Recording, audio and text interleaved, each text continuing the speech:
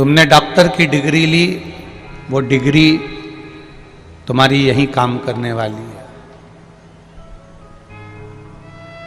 तुमने इंजीनियर की डिग्री ली, वो डिग्री तुम्हारी यहीं काम करने वाली है।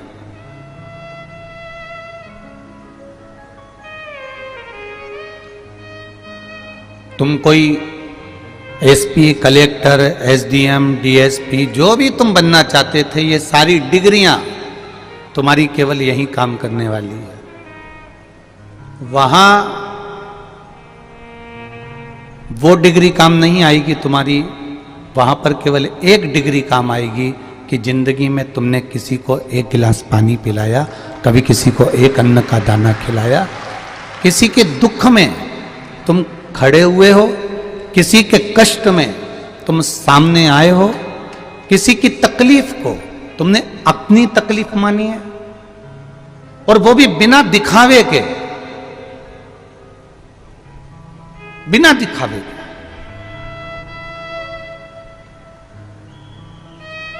दिखावे से छूटकर अगर हमने कुछ किया है, दिखावे से छूटकर यदि हमने कुछ दिया है, तो ये मानकर चलना कि वो तुम्हारी दी हुई डिग्री वहां काम आएगी, वहां पर अपने को अपना जीवन संवारने के काम आएगी। ये डिग्री केवल तुम्हारे को यहां मान दे सकती है, सम्मान दे सकती है। आप डॉक्टर बन गए, इंजीनियर बन गए, कलेक्टर बन गए, एसपी बन गए, एसडीएम बन गए, मंत्री बन गए, संतरी बन गए, कलंतरी बन गए, तुम जो भी बने हो, तुम्हारी ये डिग्री केवल तुम्हें यही काम आएगी। ये डिग्री तुम्हारी वहां नहीं चलना है। वहां तो एक ही डिग्री चलती है कि मृत्यु लोक में जाकर तूने परमार्थ का कार्य क्या किया। कभी प्यासे को पानी पिलाया नहीं, बाद अमृत पिलाने से क्या फायदा। कभी गिरते हुए को उठाया नहीं, बाद आंसू बहाने से क्या फायदा। अब हम एक डिग्री तो प्राप्त कर लिए कि हम इस पद पर पहुंच गए, हम इस प्रतिष्ठा पर पहुंच गए, हमने इतनी पढ़ाई कर ली, हमने इतना वैभव पा लिया, हमने इतना धन पा लिया, या हमने इतना नाम कमा लिया। ये डिग्री किसी काम की नहीं।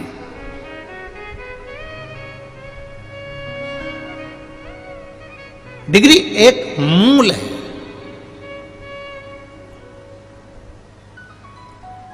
तुम गंगा नहाओ ना नहाओ, तुम तीर्थ जाओ ना जाओ, तुम किसी पवित्र नदी के तट पर पहुंचो ना पहुंचो, पर इतना याद जरूर रखना कि किसी के आंख के आंसू अगर बह रहे हों, तुम उसके करीब जरूर पहुंच जाना,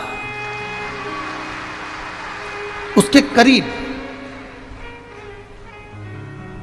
और वो भी बिना दिखावे के, बिना दिखावे। शिव कथा कह रही है, भगवान शंकर की कथा कहती है, सबको दिखावा प्रिय लगता होगा, पर मेरे महादेव को कोई दिखावा प्रिय नहीं है। मेरे शंभू को कोई दिखावा नहीं चाहिए। मेरे शंकर भगवान पर एक लोटा जल चढ़ाना, पर छल से मत चढ़ाना। एक लोटा जल भी आप अगर महादेव को दे रहे हो, मेरे शंकर भगवान को चढ़ा रहे हो, मेरे शिव बाबा को समर्पित कर रहे हो, तो ये विचार कर कर मत चढ़ाना कि मैंने जल चढ़ाया है तो मुझे ये मिलेगा, मैंने जल चढ़ाया है तो मुझे ये प्राप्त होगा, मैंने शंकर जी को जल चढ़ाया है तो ये मुझे मिल जाएगा, शंकर जी को जल चढ़ाया तो मुझे ये प्राप्त हो जाएगा। ना ना, आप तो केवल शिव के द्वार तक जाओ, आप केवल भगवान शंकर की चौखट तक जाओ, आप केवल शिव की चौखट तक पहुंच जाओ। उसके बाद ये विचार करना छोड़ दो कि मैंने भगवान से ये मांगा है। भगवान से ये कहना कि जो मेरे हित का हो तू मुझे वो देना, मैं कितना भी जिद्दी बन जाऊं पर मेरे हित का मत देना, जो तेरी कृपा से मिल जाए और जो मेरे हित के लिए हो वो मुझे प्रदान करना। कल की कथा में था वो एमपीवी में उसकी नौकरी लग गई, विद्युत विभाग में उसका सिलेक्शन हो गया। रो रहा है कि सिलेक्शन होने के बाद भी मेरा ज्वाइनिंग लेटर नहीं आया। आपने कुछ मांगा और आपका काम नहीं हुआ, अटक गया, तो तुम्हें दुख होता है, कष्ट होता है। अब मैं मंदिर नहीं जाऊंगी, अब मैं भगवान के दरवाजे पर नहीं जाऊंगी, अब मुझे मंदिर से कोई मतलब नहीं, क्योंकि भगवान ने मेरी नहीं सुनी, भगवान मेरी सुन नहीं रहा, अब मैं मंदिर नहीं जाऊंगी। भटक गए। एक पशुपति व्रत तुमने किया, एक बार पशुपति का व्रत करा, एक बार शंकर जी की चौखट पर गए, 2-4 महीने शंकर जी को जल चढ़ा दिया, 2-4 महीने तुमने शिव जी के मंदिर में झाड़ू लगा दी, पोछा लगा दिया, और तुम सोच रही हो कि भगवान शंकर मेरा 2-3 महीने में सुन ले, बस इतनी कृपा हो जाए। एक बात आप सबसे पूछना चाहूंगा, जितने लोग यहां बैठे हैं और जितने आस्था चैनल पर कथा सुन रहे हैं, जितने फेसबुक यूट्यूब पर कथा सुन रहे हैं, आपके घर में 2 तरह के सेवक हैं, 2 तरह के नौकर हैं, आपके घर में 2 तरह के ड्राइवर हैं, गुरु के 2 तरह के शिष्य हैं, घर में 2 तरह के लोग हैं। अब जरा अच्छे से जवाब देना आप लोग। एक वो नौकर, एक वो सेवक, एक वो शिष्य, एक वो व्यक्ति जो अभी 2 महीने 3 महीने से नौकरी कर रहा है, झाड़ू लगा रहा है, पोछा लगा रहा है और लाइट माइट सही कर रहा है या काम कर रहा है 2-3 महीने से, 4 महीने से, 5 महीने से। और एक भक्त, एक शिष्य, एक सेवक, एक नौकर, वो जिसको सेवा करते करते करते करते 6 साल बीत गए, 5 साल बीत गए, 4 साल बीत गए। अब ईमानदारी से बोलना, ये 4 महीने नौकरी करने आया और इसको पैसे की जरूरत पड़ी कि सेठ जी मुझे 50,000 रुपए दे दो, और एक वो नौकर, वो सेवक, वो शिष्य, वो व्यक्ति जो कि 10 साल से, 8 साल से, 4 साल से सेवा कर रहा था, उसको 50,000 की जरूरत पड़ी, तो तुम ये 4 महीने के पहचान वाले को 50,000 दोगे कि वो पुराना जो 8 साल हो गया उसको? किसको दोगे? जो पुराना हो गया,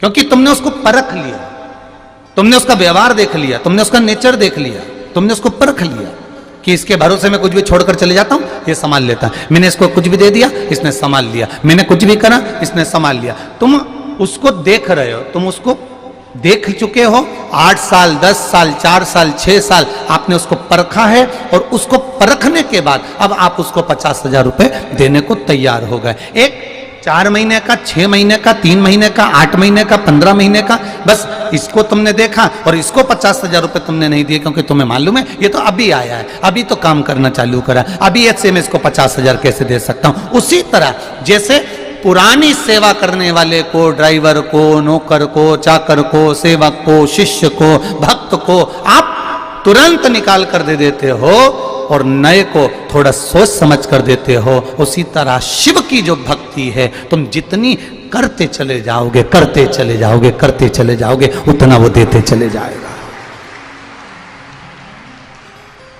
उतना वो प्रदान करते चले जाएगा, उतना वो देते चले जाएगा। हम 2-3 महीने सेवा करने के बाद में ये विचार कर लेते हैं कि अभी तक तो भगवान ने हमारा सुना ही नहीं। हम 2-3 महीने सेवा करने के बाद ये विचार कर लेते हैं कि भगवान तो हमको सुन ही नहीं रहा, भगवान तो हमारी सुनता ही नहीं। पर शिव महापुराण की कथा कहती है, दिल से किया गया भजन, भगवान की भक्ति जो हृदय से करी जाती है, दिल से करी जाती है, मन से, चित्त से, वृत्ति से करी जाती है, शिव कथा कह रही है। भगवान शिव की भक्ति जो दिल से करी जाती है, मन से करी जाती है, चित्त से करी जाती है, शिव कथा कह रही है। भगवान उसको दिखावे से नहीं देता, भगवान फिर उसको मन से ही देना प्रारंभ कर देता।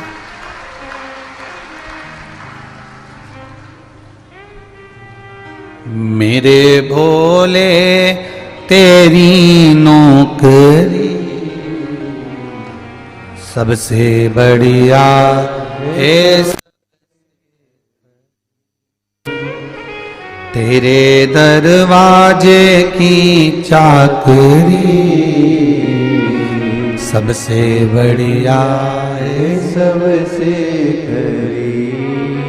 जब से तेरा गुलाम हो गया, पकड़ रहा है गला, तब से मेरा भी नाम हो गया हो। जब से तेरा गुलाम हो गया, तब से मेरा भी नाम हो गया। वरना औकात क्या थी मेरी, वरना औकात क्या थी मेरी, सबसे बढ़िया है सबसे खरी। भोले बाबा तेरी नौकरी सबसे बढ़िया है, सबसे खरी। मेरी किस्मत का जब गुल खिला, तब जा कर के ये दर मिला। मेरी किस्मत का जब गुल खिला, तब जा कर के ये दर मिला। मिल गई मुझको चौखट तेरी, मिल गई मुझको चौखट तेरी। वायलिन की आवाज कम करो। सबसे बढ़िया है सबसे खरी, भोले बाबा तेरी नौकरी सबसे बढ़िया है सबसे खरी। एक पुराना और एक नया, एक पुराना एक नया। अब नया जो 1 महीना हुआ, 15 दिन हुआ, 20 दिन हुआ, 15 दिन हुए, 3 महीना हुआ, और तुमने सोचा कि मुझे 50,000 सेठ जी दे दे, 50,000 मुझे सेठ जी दे दे, 25,000 मुझे सेठ जी दे दे, 1 लाख मुझे सेठ जी दे दें, तो ये नहीं हो सकता। जो पुराना हो गया, जिसने झाड़ू भी लगाई, पोछा भी लगाया, सेवा भी करा, आराधना भी करी, अर्चना भी करी, फिर सेवा कर कर, आराधना कर कर, अर्चना करने के बाद में जो दिया, फिर मेरे महादेव ने कम नहीं दिया, उसने छप्पर फाड़ कर दे दिया। फिर कम नहीं दिया उसने, फिर उसने दिया तो छप्पर फाड़ कर दिया। शिव कथा कह रही है, भगवान शंकर की कथा कहती है, हमारी विश्वास, हमारा भरोसा, हमारी दृढ़ता जब प्रबल होती है, तब जाकर भगवान की अविरल भक्ति हमको प्राप्त होती है, तब जाकर उसकी हमें अविरल भक्ति प्राप्त होती है। विश्वास की मूलता में, भरोसे की मूलता में, दृढ़ता में। शिव कथा कह रहे हैं, भगवान शंकर की कथा कह रही है, शिव महापुराण कह रही है, राजा अनर्त का चरित्र कह रहा है। जिस राजा अनर्त को खुद के पिता ने श्राप दे दिया था, केवल सत्य बोलने के लिए, केवल सत्य। अब विचार करिएगा जरा, कितनी विचित्र कथा है कि सत्य बोलने के लिए, सत्य बोलने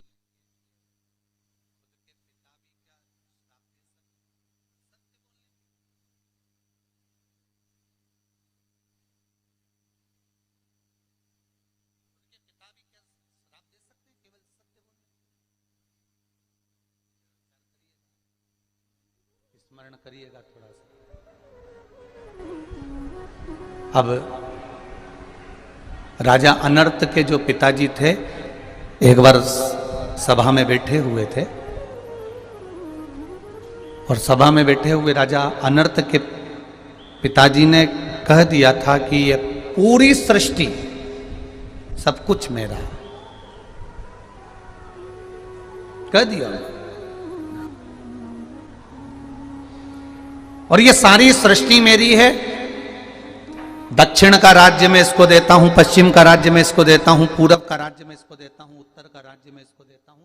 राजा अनर्त के पिताजी वो अपनी सृष्टि को, अपनी पृथ्वी को बांटने लगे और ये कहकर बांटने लगे कि ये मेरी।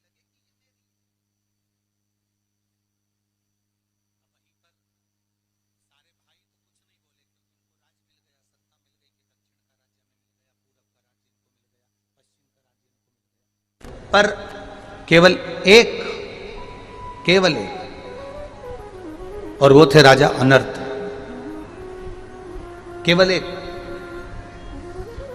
जो थे, केवल राजा अनर्त। और राजा अनर्त ने तुरंत सभा में खड़े होकर कह दिया, पिताजी आप कह रहे हो कि ये पृथ्वी आपकी है, आपने उत्तर का राज्य इनको दे दिया, दक्षिण का राज्य इनको दे दिया, पूरब का राज्य इनको दे दिया, पश्चिम का राज्य इनको दे दिया। पर राजा अनर्त कहते हैं, पिताजी मेरे दिल का मन से, मेरे हृदय से, मेरे चित्त से, मेरे मन से, मेरे दिल से आज मैं कह रहा हूं कि ये पृथ्वी भले आपकी हो, पर चलाने वाला तो मेरा देवाधिदेव महादेव ही है।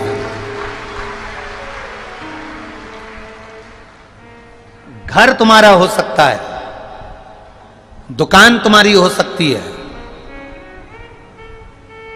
परिवार तुम्हारा हो सकता है, कुटुंब कबीला तुम्हारा हो सकता है, पर यह कभी मत कहना कि इस दुकान को मैं चला रहा हूं, इस घर को मैं चला रहा हूं, इस परिवार को मैं चला रहा हूं। हमेशा एक बात याद रखना, इसको चलाने वाला कोई दूसरा नहीं है, इसको चलाने वाला केवल देवाधिदेव महादेव। अकाल मृत्यु वो मरे जो काम करे चंडाल का, काल उसका क्या बिगाड़े जो भक्त हो महाकाल का। जो शिव का उपासक होता है, भगवान शंकर की अविरल भक्ति में डूबने वाला होता है, शिव उपासना में डूबने वाला होता है, वो ये जानता है कि ये मैं नहीं चला रहा, ये चलाने वाला तो मेरा परमात्मा है, ये चलाने वाला तो मेरा देवाधिदेव महादेव है। हर पल, हर घड़ी, हर क्षण आपके चित्तवृत्ति में, आपके स्मरण में रहना चाहिए कि वो चला रहा है,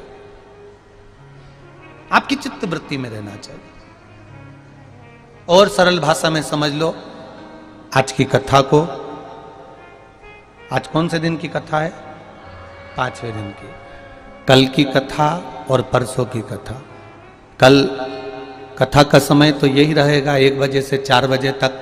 परसों भी कथा का समय यही रहेगा टीवी पर 1 बजे से 4 बजे तक टीवी पर परसों का जो कथा का समय यहां पर होगा वो सुबह 9 बजे से 12 बजे तक रहेगा। पंडाल में कुबेरेश्वर धाम पर जो कथा का समय रहेगा वह सुबह परसों के दिन, विराम वाले दिन, विश्राम वाले दिन सुबह 9 बजे से 12 बजे तक। अब थोड़ा ध्यान से सुनना।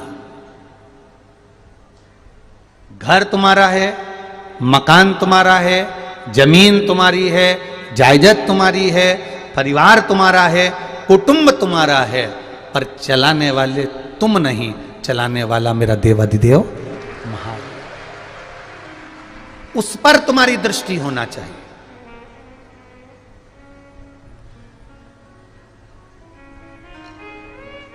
बड़े ध्यान से सुनिएगा। 2 दिन की कथा और बची है, 2 दिन की कथा हो रही, निकलती चली जाएगी। आज का दिन भी पूरा हो जाएगा, कल का दिन पूरा हो जाएगा, परसों सब अपने अपने घर की ओर चले जाएंगे। फिर 28 फरवरी से इंदौर के आगे बेटमा में फिर शिव महापुराण की कथा प्रारंभ हो जाएगी। 6 मार्च तक चलती रहेगी। 6 मार्च को बेटमा में विराम हो जाएगी, फिर नोएडा में प्रारंभ हो जाएगी। ऐसा कथाओं का क्रम 2025 तक ऐसा ही चलते जाना चल रहा। कहीं योग संजोग है आपका और हमारा बाबा देवाधिदेव महादेव की इस कंकर शंकर की भूमि पर मिलने का, तो बाबा ने यहां पर आपको और हमको मिला दिया। ये उसकी कृपा।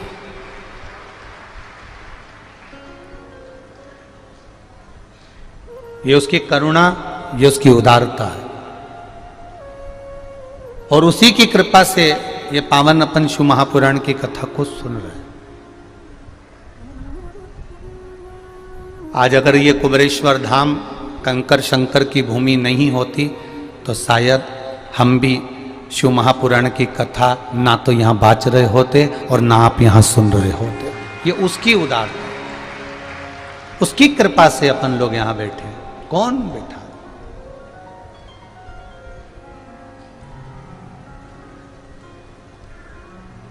घर तुम्हारा, मकान तुम्हारा, जमीन तुम्हारी, जायदाद तुम्हारी, सब कुछ तुम्हारा है, तुम्हारे नाम है, तुम्हारे सिग्नेचर है, तुम्हारा खसरा है, तुम्हारा खाता है, तुम्हारी खतौनी है, तुम्हारी बई है, सब कुछ तुम्हारा है।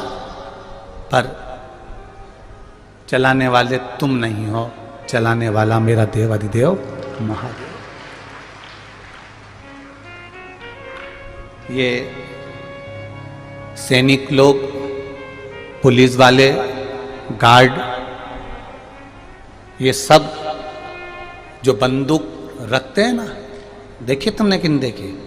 ये बंदूक जो रखते हैं ना, तो ये बंदूक हमेशा कंधे पे जब टांग के रखते हैं तो बंदूक की जो नली का मुंह होता है ऊपर होता है।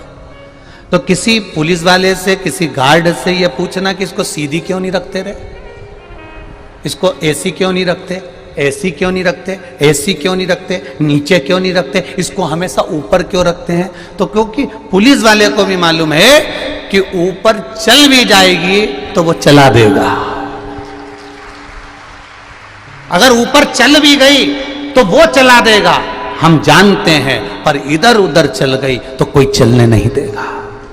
ये उनका विश्वास देखो कि नली का मुंह भी ऊपर है, कि वो बैठा है, वो संभाल रहा है। इस बंदूक की गोली को भी वो संभाल रहा है, सारे इशारे को वो संभाल रहा है। तो बंदूक भी हमें इशारा करके बताती है कि मैं बंदूक, मेरे पास कारतूस होने के बाद भी मैं उसकी शरणागति में दिन भर टंगी रहती हूं कंधे पर, तो तुम भी उसके भरोसे पर क्यों नहीं टंगे रहते? मैं बंदूक होकर मेरे पास कारतूस है, मेरे पास गोलियां हैं, फिर भी मैं ऐसी नहीं रहती, मैं उसके भरोसे पर रहती हूं, उसके भरोसे पर। आसमान में बंदूक की नली का मुख होता है कि वो संभाल रहा है।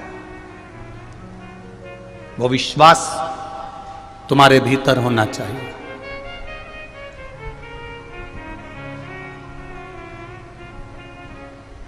पर हम बहुत घूम कर जाना चाहते हैं, बहुत घूम कर। एक नई नवेली बहू आ गई, बहुत पढ़ी लिखी थी, सास ने इतनी पढ़ाई नहीं करी थी, तो सास ने बहू से कहा, बेटा मुझे हिंदी में तुम समझाओगी कि तुमने कौन सी पढ़ाई करी है?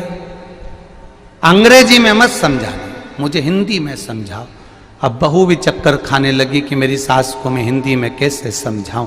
फिर भी उसने समझाया, क्योंकि वो भी किसी अच्छे गुरु की चेली थी, तो उसने समझा दिया। मम्मी,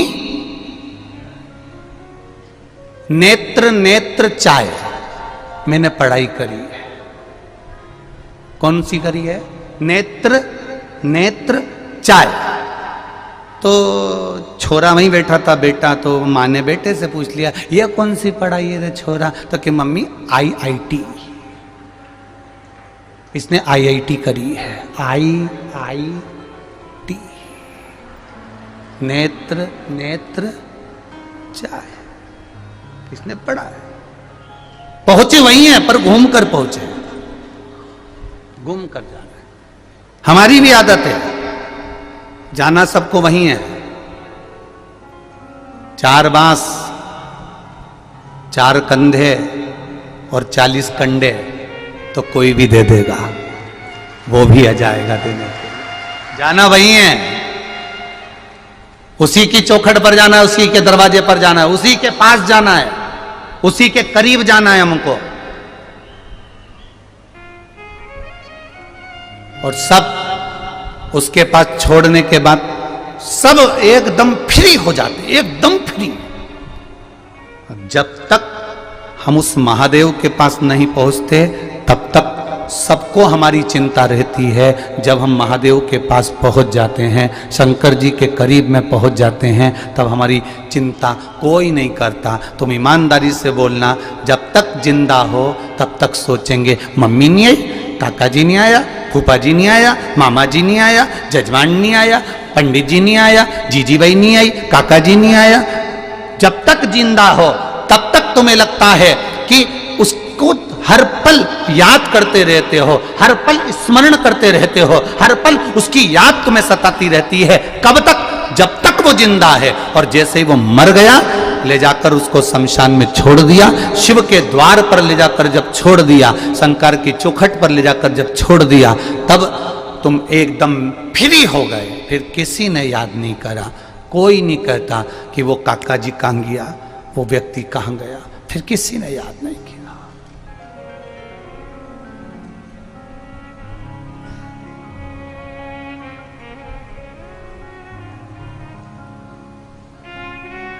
एक बच्चे की,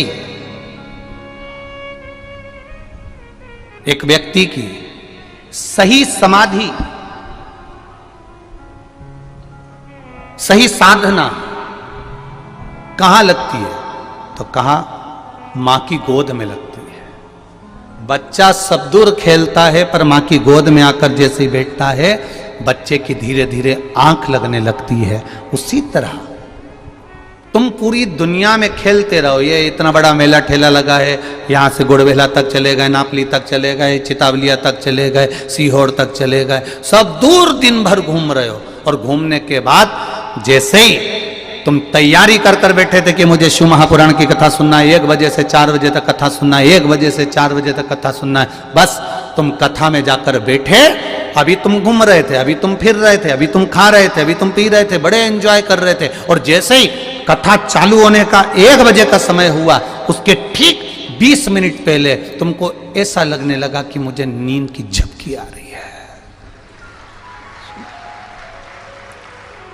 1 बजेंगे उसके 20 मिनट पहले, प्रैक्टिकल करके देखना, हुआ किसी की संग की नहीं हुआ? हुआ ना? 1 बजने के 20 मिनट पहले, 25 मिनट पहले, आधा घंटा पहले तुमको ऐसा महसूस होगा। थोड़ा और बैग से कई ने तो निकाल भी ली होती है।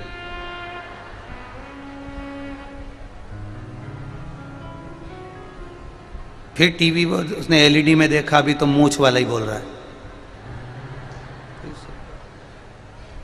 फिर इतना में फिर ध्यान दिया कि अब कथा चालू हुई, फिर झटकार के अब सही बैठी ने थोड़ा सा पानी भी पिया, और ज़्यादा नींद सताए तो फिर बैग में से निकाल के बिस्कुट भी खा गई। उसका कोई भरोसा नहीं। अब उसकी चित्त वृत्ति है। अब विचार करना, इतनी देर से नींद आ रही थी क्या? बोलो बोलो, जम के बोलो। नहीं आ रही थी। रात को 11-12 बजे तक नींद नहीं आए, भजन गाए, चिल्लाए, घूमे फिरे, इंतजार में बैठी रहे कोई आने वाला है। तुम सब समझदार हो गए हो रे, पक्का है।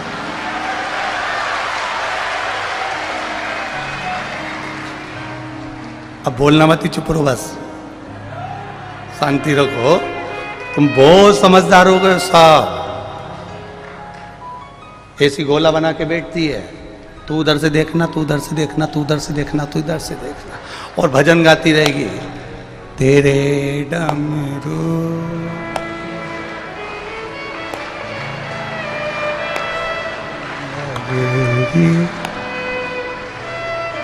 जो भजन गाती गाती बाजू वाली के कोनी मार, और तुरंत एकदम अब वॉल्यूम भी तेज हो गया, तेज।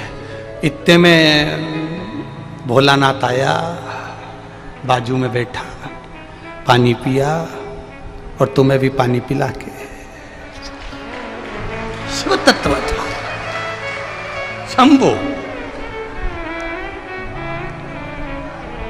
अब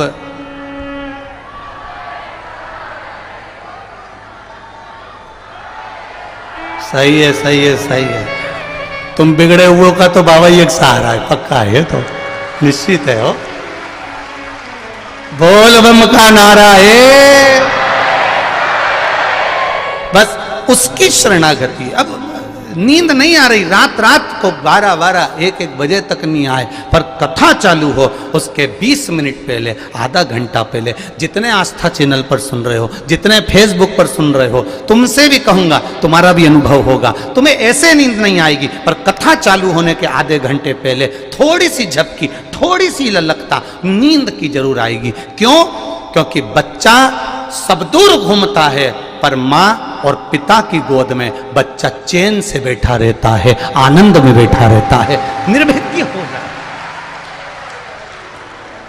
उस बच्चे को फिर चिंता नहीं रहती, उस बच्चे को फिर टेंशन नहीं रहता। क्यों? क्योंकि मैं मां की गोद में सो रहा हूं, मैं पिता की गोद में सो रहा हूं। उसी तरह कथा चालू होने के पहले तुम मेरे परमात्मा की गोद में बैठना चाहते हो, और जैसे ही गोद में बैठते हो वैसे ही महादेव तुम्हें हृदय से लगाता है, तो अपने आप उससे मिलन हो जाता है, अपने आप उससे मिलन की ओर बढ़ जाते हैं हम, उससे हमारी मिलन की आसक्ति बढ़ जाती है। वो मिल रहा है।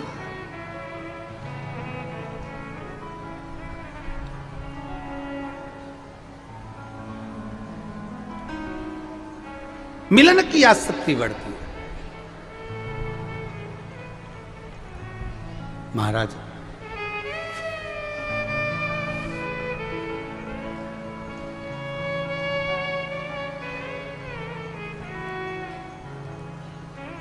शिव तत्व को जानना, भगवान शंकर को पहचानना बड़ा कठिन है, बहुत कठिन। राजा अनर्त ने अपने पिताजी से कह दिया था कि यह पूरी सृष्टि आपकी हो सकती है, पूरी पृथ्वी आपकी हो सकती है, पर चलाने वाला मेरा महादेव है, चलाने वाला मेरा नारायण है, चलाने वाला मेरा राम और कृष्ण है, चलाने वाले आप नहीं हैं। व्यक्ति जब तक अपना घर चला लेता है, जब तक उसके भीतर श्वास होती है, धड़कन होती है, श्वास चलती रहती है। जब श्वास ही नहीं रहेगी तो क्या क्या चलाएगा? फिर चलाएगा कैसे? जिस दिन उसने ये जान लिया कि मैं नहीं चला रहा हूं, चलाने वाला तो कोई और है, प्रभु आपकी कृपा से सब काम हो रहा है, करते हो मेरे बाबा, मेरा नाम हो रहा है। जिस दिन तुम समझ गए कि मैं नहीं चला रहा हूं, उस दिन फिर तुम्हें कुछ सूझेगा नहीं, फिर तो केवल एक ही है, केवल एक।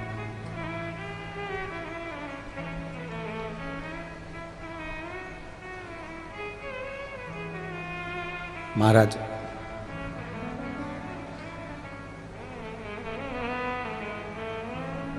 जिस रोग को दवाई से ठीक करा जा सकता है, तो डॉक्टर उसको दवाई से ठीक करने का प्रयास करता है, और जो रोग दवाई से ठीक नहीं हो पाता, फिर उसको डॉक्टर ऑपरेशन करने का बोल देता है कि भैया ये ठीक नहीं हो रहा है, इसका तो ऑपरेशन करना पड़ेगा। अब दवाई खाने में तकलीफ नहीं है, पर ऑपरेशन कराने में तकलीफ है। दवाई से अगर ठीक हो गए तो ठीक है, नहीं तो डॉक्टर ऑपरेशन करेगा। ऑपरेशन करेगा तो कहीं नस कटेगी, कहीं चमड़ी कटेगी, कहीं कुछ कट रहा है, और कष्ट बहुत लंबे समय का भोगना पड़ सकता है। इसलिए डॉक्टर दवाई से ठीक करना चाहता है। हमारे यहाँ भी शिव महापुराण की कथा और गरुण पुराण की कथा यही कहती है कि 84 लाख योनियों में जो तुम कर आए हो, जो पूर्व में तुम कर आए हो, परमात्मा कहता है कि मृत्यु लोक में ये मनुष्य की जो देह दी है, ये मनुष्य की देह भगवान का भजन करने के लिए दी है। भजन मतलब दवाई खा लो और रोग मिटा लो। अपने जीवन के जो 84 लाख योनियों में कर कर आए उसको काटने का समय ये मनुष्य की देह भजन करने को मिली है। और जो भजन के बल पर इस रोग को नहीं समाप्त कर सकता, हमारे पूर्व के कर्म को समाप्त नहीं कर सकता, फिर भगवान ऑपरेशन करने की सोचता है, फिर भगवान इसको 84 लाख जन्म वापिस देने की सोचता है। भगवान भी नहीं चाहता कि तुम्हें बार बार जन्म दे। भगवान की बिल्कुल मर्जी नहीं है कि तुम्हें बार बार जन्म दिया जाए। वो तो तुम भजन नहीं करते हो ना। एक लोटा जल देवादिदेव महादेव को नहीं चढ़ाते हो, शंकर की चौखट पर नहीं जाते हो, शिव के द्वार तक नहीं जाते हो, शिव भक्ति में नहीं लगते हो, इसलिए भगवान बार बार जन्म देता है। बार बार जन्म, पुनरपि जननम पुनरपि मरणम, ये जगत गुरु शंकराचार्य जी कहते हैं। फिर जन्म, फिर मृत्यु, फिर जन्म, फिर मृत्यु।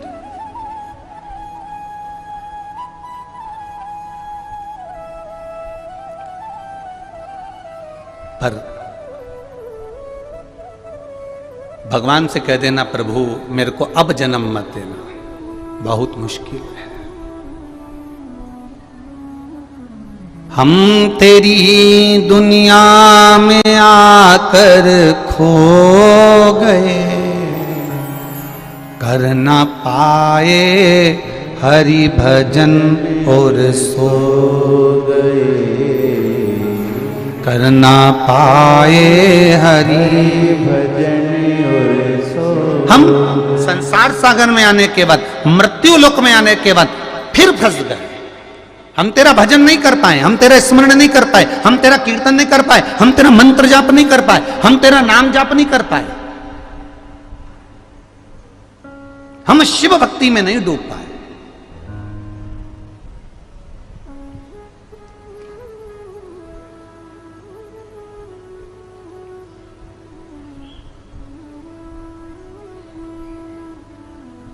महाराज कहने वाला कुछ भी, एक पत्र बड़ा सुंदर किसी ने भेजा है। उस पत्र में, उत्तर प्रदेश का पत्र है, जिनने लिखा होगा उनके स्मरण में होगा कि मेरा नाती बार बार गलती की क्षमा मांगने के लिए, बार बार क्षमा मांगने के लिए, वो देवादिदेव महादेव से प्रार्थना करने के लिए, देवादिदेव महादेव से प्रार्थना करने के लिए शिव मंदिर तक जाता है। उस पत्र में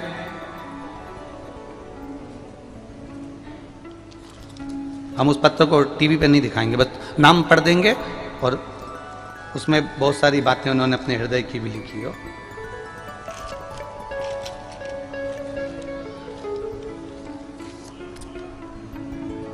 नाम वगैरह दिखा दो भले टीवी पर। राम प्रकाश कौशिक, ग्राम सिमरधरी, इंगलास, अलीगढ़, उत्तर प्रदेश से। कहीं बैठे हो तो हाथ हिला सकते हैं। आप ही हैं? दोनों हाथ हिला दो एक बार। श्री शिवाय नमस्तुभ्यम। राम प्रकाश कौशिक, ग्राम सिमरधरी, इंगलास, अलीगढ़, उत्तर प्रदेश से। मेरा मोबाइल नंबर ये है। मैं बाबा का क्या गुणगान करूं गुरुदेव। 2021 से बाबा की कथा सुन रहे हैं। कथा सुनने हरिद्वार गए थे। मैं सुबह हर रोज घूमने जाता हूं, रास्ते में शिव मंदिर पड़ता है। खड़े होकर बाबा से प्रार्थना करता हूं, बाबा एक गलती जो मेरे नाती ने करी, उस गलती को आप भी क्षमा करना।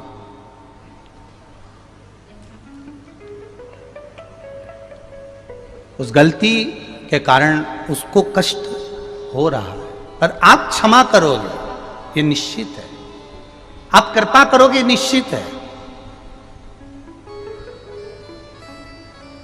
उन्होंने बार बार इस लाइन पर लाइन खींची गई है कि मेरे उसकी गलती को क्षमा करना। उसने गलती कर दी, पर अब कष्ट भी तो, परेशानी भी तो उसी को है। हम यहाँ बाबा से यही प्रार्थना करने आए। बाबा, जीव निंदा कर देता है, जीव शिव की निंदा कर देता है, जीव शिव महापुराण की निंदा कर देता है, जीव शंकर की कथा की निंदा कर देता है, जीव देवाधिदेव महादेव की निंदा कर देता है, मंदिर देवालय की निंदा कर देता है। पर उस जीव को जब फिर कष्ट का अनुभव होता है तब आखिरी में विचार करता है कि वो कष्ट क्यों हुआ। बाबा, मैं बाबा को नमन करने के लिए आया हूं कि जो नाती इतना कष्ट में हो गया था और बाबा की कृपा से जब कुबरेश्वर धाम का स्मरण कर कर कथा को सुनकर एक लोटा जल शिव को चढ़ाना प्रारंभ करा, तब बाबा ने उसको क्षमा कर दिया और बाबा ने फिर उसका हाथ पकड़ लिया। ये शिव तत्व है। बैठो बाबा जी, बैठो माता जी, बैठ जाइए। श्री शिवाय नमस्ते, बैठिए। ये शिव तत्व है हमारा।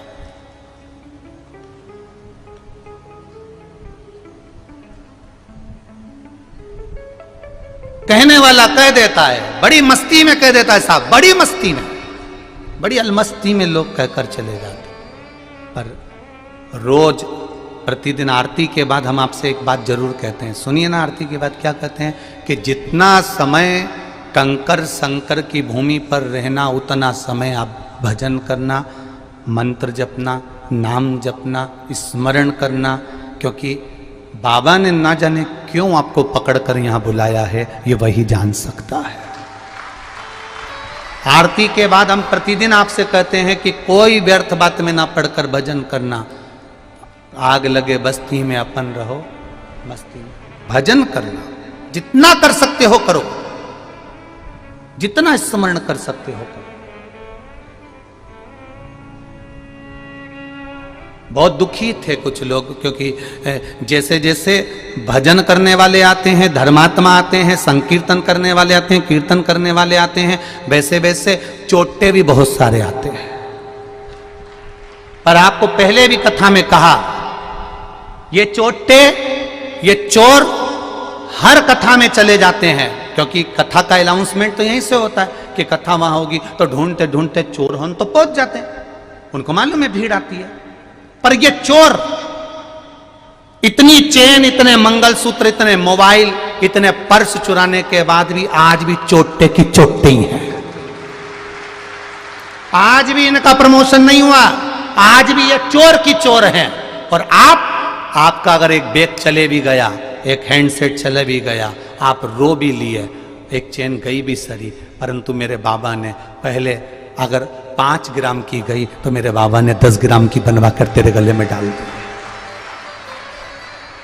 और वो चोर का प्रमोशन नहीं हो पाया, वो चोटा की चोटा ही दिया, वो जिंदगी भर वैसे ही रहे। कई लोग कह रहे थे गुरुजी, वो बाहर प्रशासन द्वारा पुलिस के जो गार्ड लगे हुए हैं पूछताछ कार्यालय में, वो बहुत अनाउंस करते रहते हैं कि साहब उनका ये बैग खो गया। आज भी कोई अनाउंस हो रहा था कि भैया तुम ले जाओ सामान, पर बैग में कागज हो वो कम से कम दे जाओ। एक कोई की आंख में आंसू थे कि सब ले गया, कुछ ना बचा। मेरा आपसे निवेदन है, जितने भी लोग इस पावन भूमि पर कथा सुनने के लिए आए हैं, जिसके पास में टिकट नहीं हो, टिकट का पैसा नहीं हो, ओढ़ने का कम्बल नहीं हो, तन पे पहनने की साड़ी नहीं हो, पैंट शर्ट नहीं हो, घबराना मती, कार्यालय पर जाकर लिखा देना, तुम्हारा टिकट भी हम कराएंगे, कम्बल भी बाबा देगा और कपड़े भी बाबा देकर भेजेगा। 1000 हो, 10,000 हो, 20,000 हो, कितने भी, अगर तुम्हारे पास में जाने का भी टिकट नहीं हो और अगर कोई ले गया हो तो चिंता मत करना, तुम्हारा बाप, तुम्हारा पिताजी कुबेर भंडारी, ये महादेव बैठा हुआ है। तुम इस विचार में रहना कि तुम अपने मायके आई हो, ये मायका है तुम्हारा कुबेरेश्वर महादेव। तुम अपने मायके में आई हो और जहां पिता रहता है वहां पे कोई गम नहीं रहता, कोई चिंता नहीं रहती। ओढ़ने का कम्बल भी नहीं हो ट्रेन में जाने के समय पर, और अगर ट्रेन में जाने के लिए तुम्हारे पास कपड़े नहीं हो, सामान नहीं हो, चिंता मत करना, बस कार्यालय पर जाकर बोल देना कि हम इस वहाँ से आए थे और हमारा टिकट नहीं है। हमारा कोई भी सदस्य यहाँ से कथा पूरी होगी 22 तारीख को, हम 23 तारीख से यही करेंगे, आपको भोपाल रेलवे स्टेशन पर भेजकर आपका टिकट दिलवाकर आपको ट्रेन में बिठवाकर आपके गांव भेज देंगे। चिंता नहीं करना, चोर लेकर गया है ना, उसको ले जाने दो, उसकी चिंता नहीं है अपने को। पर विश्वास रखना मेरे देवाधिदेव महादेव पर, चिंता कर कर बिल्कुल आंख में आंसू भरकर मत जाना, बहुत खुश होकर जाना मेरे बाबा के दरवाजे से, तो वो खुश होकर वापस बुला लेगा अपने दरवाजे पर। प्रसन्नता में जाना, प्रसन्नता में। और दुनिया के लोग कुछ भी कहें, कुछ भी बोले, आप शिव के तत्व को जानो। बहुत मुश्किल से, बहुत मुश्किल से, बहुत मुश्किल से ये शिव महापुराण की कथा मिलती है भाई। हजारों हजारों जन्म निकल जाते हैं, तब कहीं इस पुराण के सामने और कुबेर भंडारी के सामने बैठने का मौका मिलता है। बहुत। नामदेव जी चले गए तब समझ में आया कि ये संत नामदेव जी हैं। रामकृष्ण परमहंस चले गए जब समझ में आया ये रामकृष्ण परमहंस है। चैतन्य महाप्रभु जी चले गए तब समझ में आया कि ये चैतन्य महाप्रभु हैं। मीराबाई चली गई तब समझ में आया कि ये मीराबाई है। कर्माबाई चली गई तब समझ में आया कि ये कर्माबाई है। जब तक थे तब तक दुनिया के लोग उनको भजन तक सही से नहीं करने देते थे। आप भी चिंता मत करना, भक्ति में इतने डूब के रहना कि तुम्हारे जाने के बाद भी लोग कहें कि शिव की भक्ति वो करते थे। स्मरण नहीं, भक्ति मत छोड़ना, भजन मत छोड़ना, स्मरण मत छोड़ना और अपना कर्म मत छोड़ना। कर्म करते हो, कर्म करो।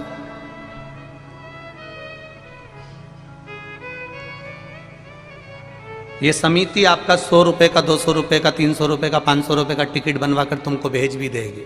और ये समिति तुमको विश्वास के साथ तुम्हारे घर भेज भी देगी। और मेरा विश्वास कहता है कि दूसरी बार हम तो 200, 500, 1000 का टिकट बनाकर भेज देंगे, पर मेरा विश्वास कहता है कि तुम्हें एक प्रेरणा मिल जाएगी। तुम भी जब अगली बार आओगे तो ये बाबा के धाम में ऐसा लुटा कर जाओगे कि यहीं से मैं वहां तक पहुंची थी।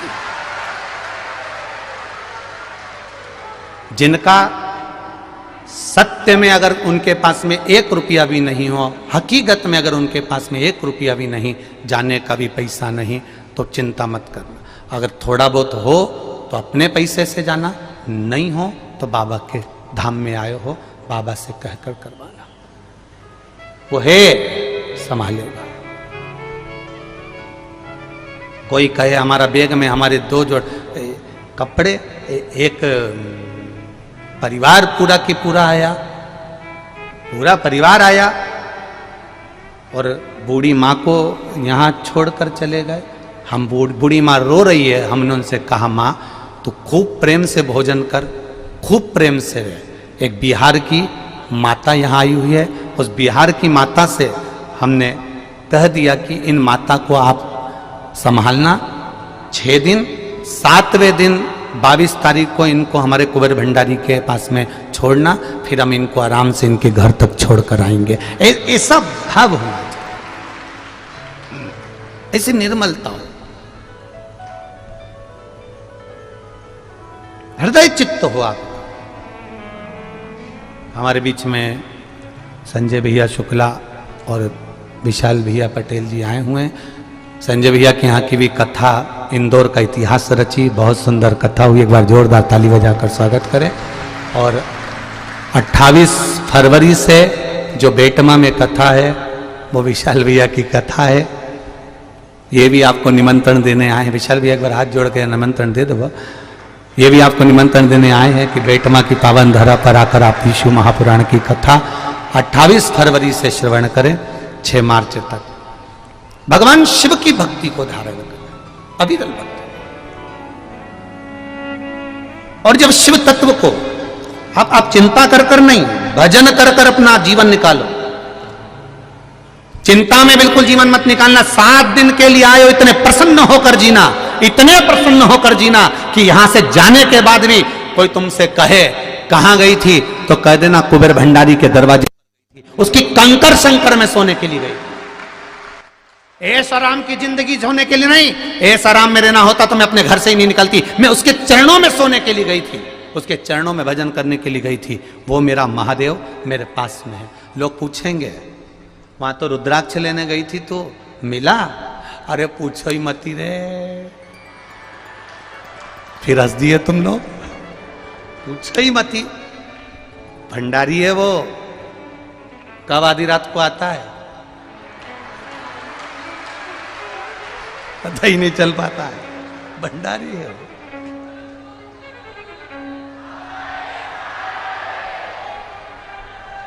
उसकी कृपा, उसकी उदारता, उसकी दया,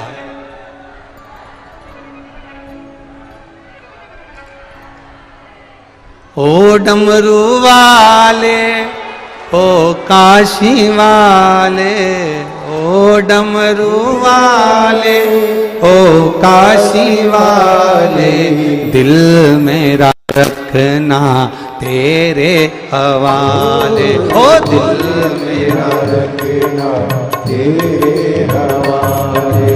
ओ काशी वाले, ओ डमरू वाले, ओ काशी वाले, ओ डमरू वाले, ओ काशी वाले, ओ डमरू वाले, ओ काशी वाले, ओ डमरू वाले, ओ दिल मेरा रखना तेरे हवाले, मेरा रखना तेरे हवाले। ओ दिल मेरा रखना तेरे हवाले। मेरा रखना तेरे हवाले।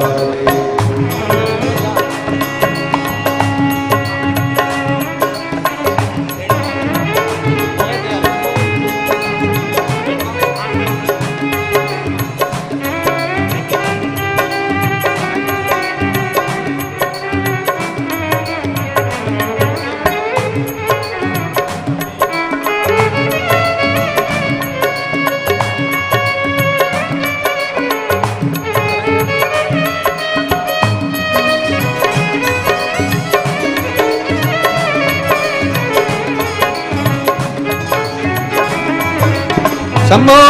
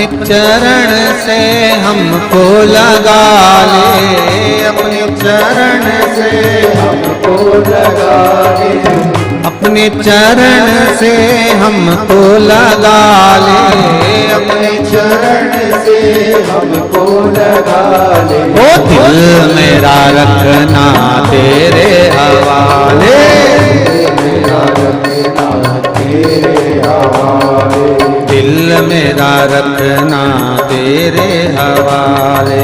दिल मेरा रखना तेरे हवाले।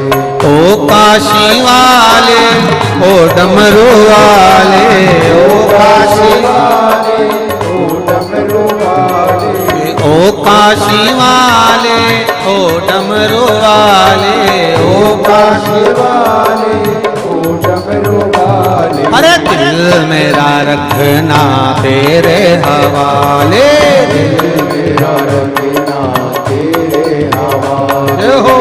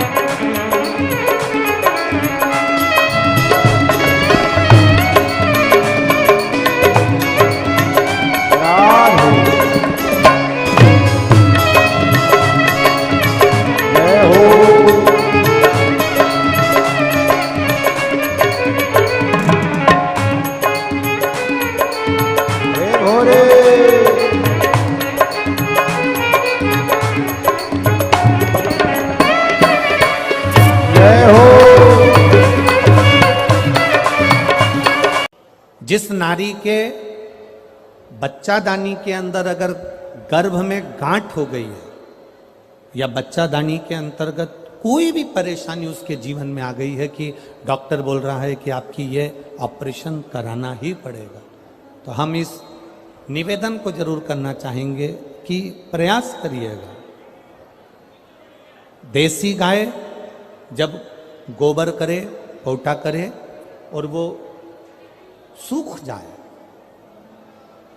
वो सूखा हुआ जो गोबर का पोटा रहे सूखा हुआ, उसको जलाकर उसकी भस्म तैयार कर कर देवादिदेव महादेव को समर्पित कर कर उसको उठाकर डिब्बी में रख लीजिए। एक डब्बी में उसको रख लो और उस भस्म को सोमवार के दिन से लेकर 7 दिन तक लगातार थोड़ा थोड़ा सा उस भस्म को अपने उदर पर त्रिपुंड का भाव, उस भस्म से त्रिपुंड का भाव कि मेरा महादेव मेरे गर्भ की रक्षा करेगा, त्रिपुंड का भाव, और उसी भस्म को मुख में थोड़ा सा लेकर देवादिदेव महादेव के चढ़े हुए जल का आचमन करिए। जो गर्भाशय में जो भी तकलीफ होगी मेरा देवादिदेव महादेव उसको अच्छा कर दे। गर्भस्थ तकलीफ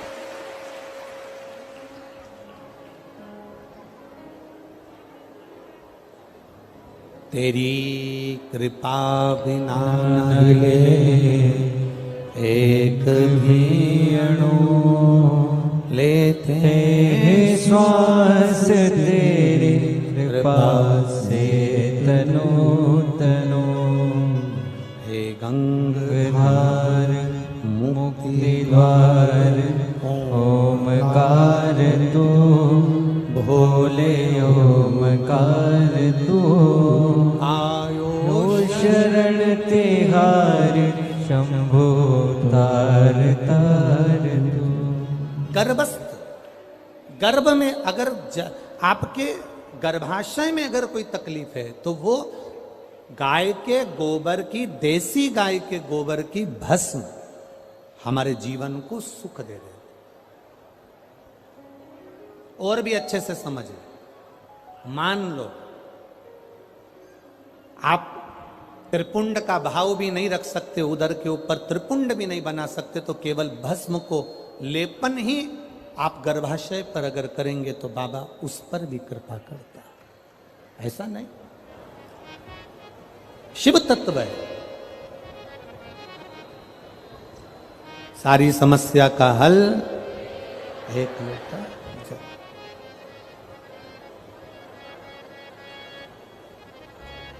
ये मानव की जो देह है ना, ये बड़ी विचित्र देह है। बचपन में होमवर्क लेते हो, होमवर्क करते हो, जवानी आती है तो होम लोन लेते हो, और बुढ़ापा आता है तो अलोम और विलोम करते हो। ये एक अवस्था है हमारी, ये हमारा जीवन की एक श्रृंखला है कि हमें करना है, हम करते हैं। शिव तत्व कह रहा है, भगवान शंकर का पावन चरित्र कह रहा है। एकांबरेश्वर महादेव कांचीपुरम में, तमिलनाडु में, भारत की भूमि पर दुनिया के सबसे विशाल मंदिरों में, जो विशाल मंदिरों की गणना होती है, उन विशाल मंदिरों में सबसे बड़े मंदिर की गणना में कांचीपुरम का, ये तमिलनाडु का मंदिर एकांबरेश्वर महादेव का आता है। एकांबरेश्वर, जहां पर पाषाण का शिवलिंग नहीं है, जहां पत्थर का शिवलिंग नहीं है, जहां सोना और चांदी का शिवलिंग नहीं है, जहां हीरे पन्ने का शिवलिंग नहीं है, जहां पर मिट्टी का पार्थिव शिवलिंग की पूजन होता। अब जरा विचार करिएगा, गुरुजी क्या बात कर रहे हो? ये पार्थिव शिवलिंग, मिट्टी का शिवलिंग, जहां एकांबरेश्वर महादेव के मंदिर में पूजा जाता है, वहां क्या वो शिवलिंग मिट्टी का फटा नहीं होगा? क्या उसमें दरार नहीं पड़ी होगी? क्या वो मिट्टी का शिवलिंग बेकार नहीं हुआ होगा?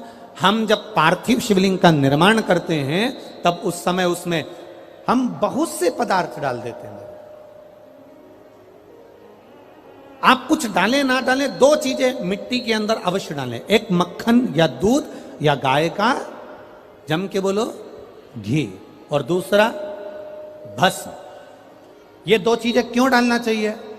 कि शिवलिंग अच्छा बनेगा, शिवलिंग पक्का रहेगा, दरार नहीं पड़ेगी, उसके लिए डालना चाहिए क्या? ना ना ना, पार्थिव शिवलिंग का निर्माण करने वाले दो चीजों का स्मरण अवश्य रखें।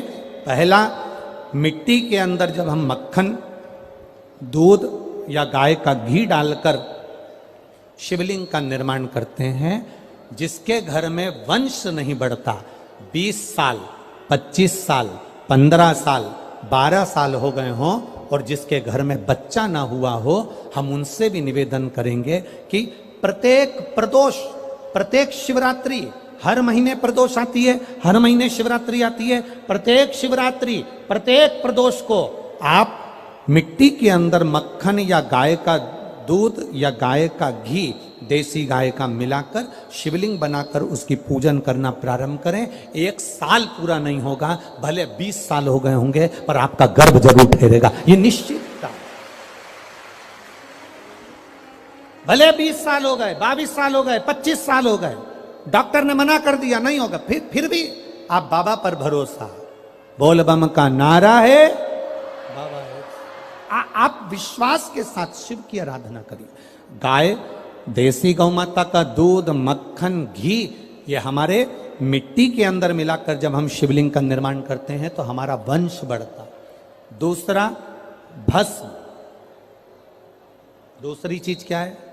जम के बोलो जरा पीछे वाले भी, और जितने आसपास के जितने पांचों पंडालों में जो बैठे हैं, जो अलग से पंडाल लगाए गए हैं उनमें भी जो भरे बैठे हैं, इधर के पंडालों में पीछे वाले, और जितने लोग रोड पर बैठे हैं, जितनी दुकानों के अंदर बैठे हैं, वो भी जरा सावधानी से सुनना। ये पार्थेश्वर शिवलिंग कथा आपको बाद में नहीं मिल पाएगी, बड़े ध्यान से सुनना। ये अपनी जिंदगी बनाने के लिए मां पीताम्बरा ने अपने धाम में करवाई है, अपने जीवन को कृतार्थ करने। कार्यकर्ता कितनी भी बात करें, पड़ोसी कितना भी बोलता रहे, उसका कोई जवाब मत दो। आप कथा सुनने आए हो, बड़ी मेहनत से धूप में चलकर आए हो, 500 रुपए खर्च कर कर यहां पहुंचे हो, दिल से सुनना तो बाबा दिल से तुम्हारी झोली भर कर भेजेगा। समय बर्बाद मत करना बिल्कुल भी। और जिसको समय बर्बाद करना है वो चुपचाप से उठकर यहां से पंडाल से बाहर जाकर अपनी गाड़ी उठाकर जा सकता है। बड़ी मुश्किल से कथा मिलती है, और दतिया वालों के तो भाग्य में आदरणीय गृह मंत्री जी ने करा ली, तो बाबा की कृपा से ये इतना बड़ा कुंभ भरा गया। यही बाबा की कृपा। दिल से सुन लो उसको। पहले नंबर पर है मिट्टी में मिलाया गया मक्खन, घी या दूध। दूसरे नंबर पर है, जम के बोलो जल्दी से, भस्म। ये दूसरे नंबर पर भस्म का प्रयोग। शिवलिंग का जब निर्माण करे, पार्थिव शिवलिंग जब बनाए, मिट्टी में थोड़ी सी भस्म जरूर मिलाए। भस्म किस चीज के लिए होती है? भस्म किसके लिए धारण कराई जाती है? तो महाराज शिव महापुराण की कथा कहती है, जब शरीर में कोई बड़ी बीमारी आने वाली होती है, आप एक साधारण सा प्रयोग कर कर देखिएगा अपने जीवन में। एक साधारण सा प्रयोग। जब आपको लगे कि डॉक्टर ने बोला है कि कोई बड़ी बीमारी का चांस बन रहा है, कोई बड़ी बीमारी होने वाली है, आप थोड़े दिन तक देवाधिदेव महादेव का ये शिवलिंग, ये जलाधारी, ये जहां से जल बहता है, गणेश जी का स्थान, कार्तिकेय जी का स्थान, बीच में एक मोटी सी लाइन अशोक सुंदरी, शिवलिंग जो शिवलिंग रखा है, जो जलाधारी है वो मां पार्वती जी का हस्तकमल, ऊपर से एक एक बूंद जो पानी गिर रहा है, जिस कमंडल में से, जिस जलाधारी में से जल गिर रहा है, वहां शंकर भगवान की 5 बेटियां, जया, विषहरा, शामली बारी, दौतली और देव, ये भगवान शिव की 5 बेटी।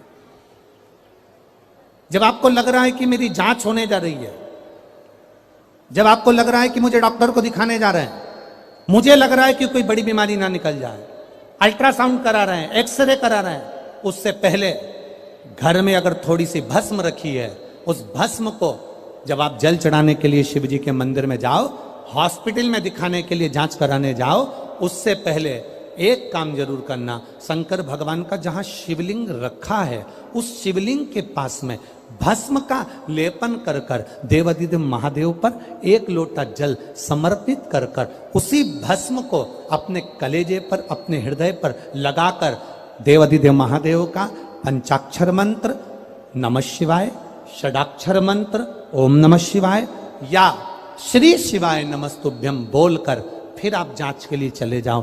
कोई बड़ी बीमारी तुम्हारी जिंदगी में निकल ही नहीं सकती। भस्म भस्म हो। भस्म का काम क्या? हमारे रोग को, हमारी बीमारी को, हमारे आने वाले जो रोग हैं, जो बीमारी है, जो तकलीफ है, उसको समाप्त करती है। भस्म का प्रयोग।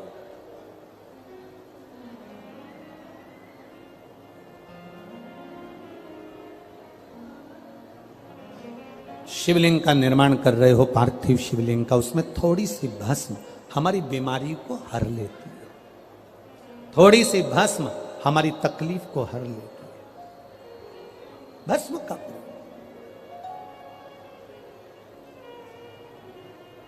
चपटी भभूत में है खजाना कुबेर का। शिव के शरीर से, भगवान देवाधिदेव महादेव के तन से लगी हुई भस्म साधारण नहीं है। भस्म को चढ़ाने वाला भी साधारण नहीं होता और भस्म को लेने वाला भी साधारण नहीं होता। शंभु शरण पड़ी मांगो घड़ी रे घड़ी दुख काटो दया दर्शन आपो। पार्थिव शिवलिंग का निर्माण करते समय दो चीजें ध्यान से अवश्य मिलाएं। पहला माखन, घी, दूध, दूसरा भस्म, दूसरा भस्म। भस्म धारण भी करना चाहिए।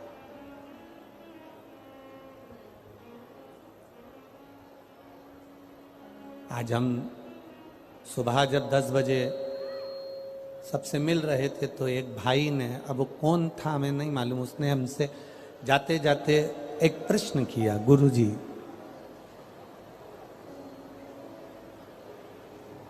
रुद्राक्ष की माला पहनना क्या जरूरी है? तुलसी की माला पहनना क्या जरूरी है? अगर हम नहीं पहने तो तेरी मर्जी। उसमें हम क्या, नहीं पहने तो वो तेरी मर्जी। हमने उस समय तो उत्तर नहीं दिया, पर हम आपसे इतना सा निवेदन करना चाहेंगे। यहां बहुत सारे, ढेर सारे कुत्ते घूम रहे हैं। दतिया में भी, हमारे आसपास में, तुम रोडों पे देखना, ढेर सारे कुत्ते घूम रहे हैं।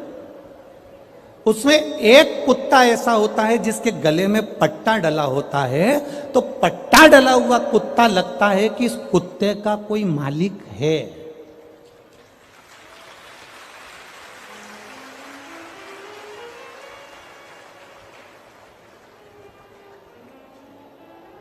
भैंस देखो बहुत सारी मिलेगी।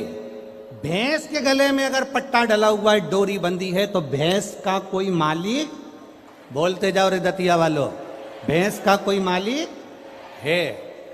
ढेर गाय घूम रही है, पर जिस गाय के गले में रस्सी बंधी है, डोरी बंधी है, पट्टा डला है, तो गाय का कोई मालिक है। और तुम्हारे गले में अगर रुद्राक्ष या तुलसी की माला है, तो तुम्हारे शरीर का भी कोई मालिक है। और नी पहनो तो ढेर घूम रही है, उसमें कोई विशेष वाली बात नहीं। इस शरीर का मालिक कौन? जिसके गले में रुद्राक्ष नहीं होता, जिसके गले में तुलसी की माला नहीं होती, वो लावारिसों की गिनती में आता है। वो मालिक नहीं होता उसका, वो लावारिस की गिनती में आता है। तुम्हारे गले में एक रुद्राक्ष होना चाहिए। एक रुद्राक्ष की माला हो या तुलसी की माला हो, तो तुम्हारे इस शरीर का आखिरी में मालिक वो मेरा देव अधिदेव महादेव, या मेरा राम, या मेरा कृष्ण, या मेरा नारायण होगा। इस शरीर का मालिक है। वो छोरा यहीं बैठा है, मैं उसको देखूंगा नहीं, बस निवेदन करूंगा कि आप उस माला को पहन सकते। आपका मालिक कौन है? कौन? हम तो बाबा के भरोसे चलते हैं, हम तो बाबा के भरोसे चलते हैं। ये दुनिया वाले जलते हैं, ये दुनिया वाले जलते हैं। भोले बाबा के भरोसे चलते हैं, भोले बाबा के भरोसे चलते हैं। बैठ जाओ, हम गाएंगे नहीं, बैठ जाओ, बैठ जाओ, हाँ बैठ जाओ। बाबा ये इस शरीर का मालिक मेरे बाबा को बनाना है। अंत समय प्रभु आना पड़ेगा, वचन दिया तो निभाना पड़ेगा। वो निभाने को तैयार बैठा है, मना नहीं करेगा मेरा देवाधिदेव महादेव। तुम्हारी दुख की घड़ी में, तुम्हारी तकलीफ की घड़ी में, तुम्हारे कष्ट की घड़ी में वो आने को तैयार बैठा है। पर दतिया में राशन की दुकान से उसी को मिलता है जिसके पास में आधार कार्ड हो और जिसका वो पीली डायरी, लाल डायरी, हरी डायरी में नाम हो। अब ईमानदारी से बोलो, वोट डालने का अधिकार किसको होता है? अब सीहोर का व्यक्ति आकर दतिया में वोट डाल सकता है क्या? अरे जम के तो बोलो रे, नहीं। दतिया का व्यक्ति जाके झांसी में वोट डाल लेगा क्या? नहीं। झांसी वाला झांसी में वोट डालेगा, दतिया वाला दतिया में वोट डालेगा, क्योंकि उसका आधार कार्ड यहां का बना है, तो वो यहां वोटिंग कर सकता है, यहां वो अपना नाम ला सकता है, यहां आकर वो कुछ भी ले सकता है। बस उसी तरह जैसे जेब में आधार कार्ड होगा तो ट्रेन में सफर कर लोगे, आधार कार्ड होगा तो बस में सफर कर लोगे, आधार कार्ड होगा तो फ्लाइट में सफर कर लोगे, और गले में रुद्राक्ष होगा तो बैकुंठ का सफर कर लोगे। ये निश्चितता। अब रखो ना अपने पास में।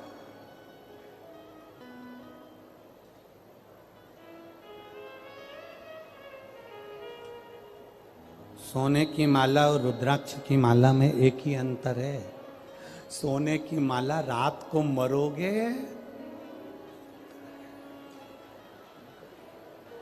इतना घूंघट डाल डाल के रो रो के निकाल लेंगी। नानी भाई का मायरा सुना है कि नहीं सुना? नानी भाई के मायरे में नरसिंह मेहता की दादी जय कुंवर बाई के प्राण छूटे, और नरसिंह मेहता की जो बड़ी भाभी थी वो दिन भर दादी को ताने देती थी, डुकरिया बैठी है, बुढ़िया बैठी है, मरती क्यों नहीं है, दिन भर ताने देती थी। नरसिंह मेहता को धक्के मारकर निकाल दिया था जिसने, अपनी देवरानी को धक्के मारकर निकाल दिया था, वो नरसिंह मेहता की भाभी। जब सास मरी, दादी सास, तो उनसे गले लग लग के रो रही, इतना इतना घूंघट करके रो रही। जब दादी सास जिंदा थी तो पल्लू को यहां रखती थी, और जैसे ही डोकरी मरी, बूढ़ी अम्मा मरी, बूढ़ी माँ मरी, दादी मरी, उसने पल्लू को यहां रख लिया और गले लग के रो रही। नरसिंह जी ने अपनी पत्नी से कहा, मेरी भाभी कितनी रो रही है, कितनी रो रही मेरी भाभी। इतने में नरसिंह जी की पत्नी बोली, सही कह रहे हो, दिन भर गाली देती थी पर आज दुख भी सबसे ज्यादा इसी को हो रहा है। थोड़ी देर बाद गले लग लग के रोने के बाद जेठानी ने देवरानी से कहा, मैं पानी पी के आती हूं, तू रो ले। मैं पानी पी के आती हूं, तू रो ले। जो देवरानी रोने के लिए बैठी, उसने देखा जेठानी गले लग लग के इसलिए रो रही थी क्योंकि सास के कान में सोने की मुर्की थी, उसको दांत से कतर रही थी। सोने की जो मुर्की थी कान में, उसको दांत से कतर रही थी, और मुंह में धर के और चली गई, और पानी के मटके में डाल के आके अब कहने लगी, जल्दी ले जाओ, जल्दी ले जाओ। वाह वाह ये दुनिया मतलब की दुनिया में किसी का कोई नहीं। कौन तुम्हारा, कौन रिश्तेदार, कौन नातेदार, कौन कुटुंबी, अंत समय में कोई साथ ना देगा। जितना पहने हो आभूषण सब उतर जाना है। अंत समय में केवल जो रुद्राक्ष की माला तुम्हारे गले में है, जो तुलसी की माला तुम्हारे पास में है, वो अंत समय में वो ही आधार कार्ड है। उसको देखकर बैकुंठ और कैलाश का प्रवेश हो जाएगा। उसी को देख प्रवेश।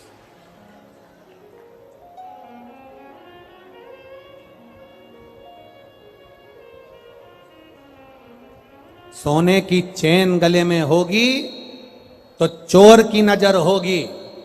आप बहुत सुंदर होगे तो लुच्चों की नजर होगी। और गले में अगर रुद्राक्ष या तुलसी की माला होगी तो मेरे महादेव की नजर होगी। ये निश्चितता है, निश्चित। बोल बम का नारा है। आप आपके गले की माला, आपके गले का पड़ा हुआ एक रुद्राक्ष आपको परम धाम तक लेकर जाएगा, शिव तत्व तक लेकर जाएगा।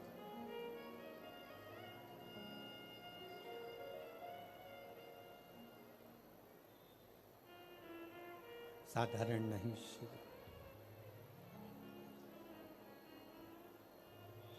शिव साधारण नहीं।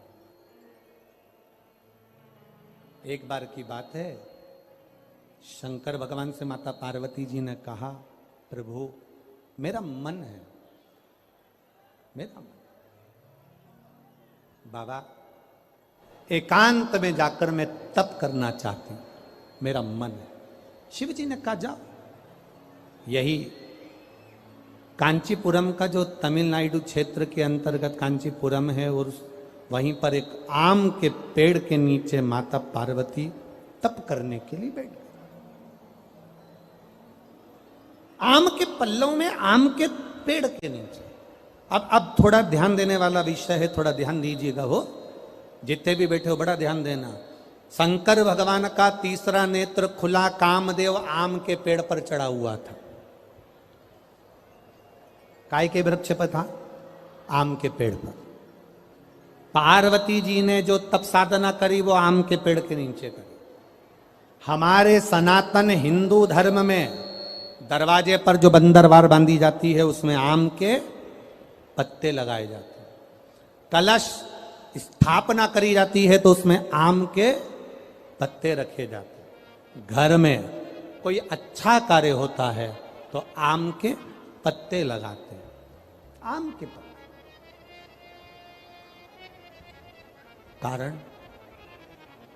कारण क्या था? केवल एक कारण। देवाधिदेव महादेव ने जब कामदेव को भस्म करा, उस समय पर भगवान शिव का नेत्र कामदेव पर पड़ा, कामदेव भस्म हुआ। आम के पल्लव में छुपा था, आम के पल्लव में।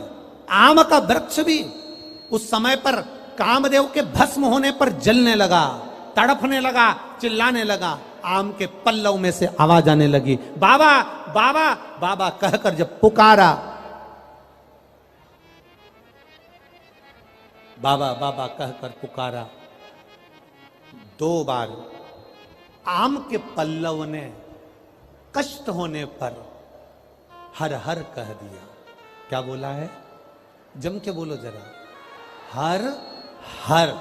केवल 2 बार आम के पल्लव ने बोलना चाह रहा था, मैं हरा भरा हूं, हरा हरा हूं, और आपने मुझे जला दिया। हर हर बोला। शिव जी की दृष्टि पड़ गई।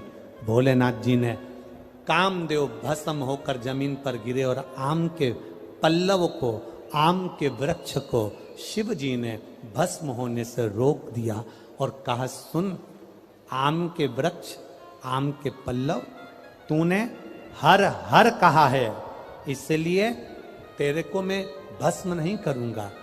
तेरे ऊपर आने वाली जितनी बाधाएं होंगी वो सब नष्ट कर दूंगा। आम के पल्लव ने कहा, प्रभु मुझ पर आने वाली बाधा अगर आप नष्ट कर रहे हैं तो मुझे वर दे दीजिए नाथ। ऐसा वर दे दो जिसके दरवाजे पर, जिसकी पूजन में, जिसके द्वार पर आम के पल्लव बंधे होंगे उसके घर में कभी दुख प्रवेश ना करे, ये वर दे दिया।